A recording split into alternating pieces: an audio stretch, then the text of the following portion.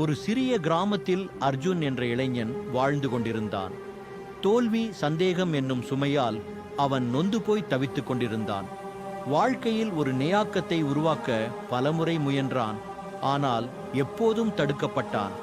ஒரு இரவு நம்பிக்கை இழந்து நொறுங்கியவனாக ஒரு பழமையான கோவிலுக்கு சென்றான்.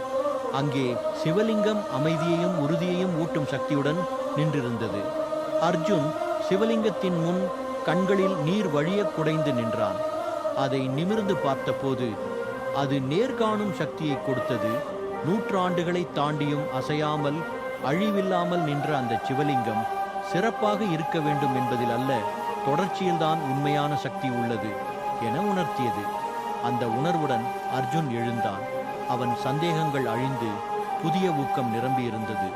எந்த சவாலையும் மாறாது எதிர்கொண்டான். தொடர்ந்து உழைத்தான். வெற்றி அவனை தேடி வந்தது. அது சுலபமாக அமையவில்லை. ஆனால் அவன் ஓயாமல் முன்னேறியது வெற்றியை ஏற்படுத்தியது. அர்ஜுனின் கதை நமக்கு சொல்கிறது, வாழ்க்கை எவ்வளவு கடினமாக இருந்தாலும் அசைக்க முடியாத சக்தியாக மாறி நிலைத்து நில்.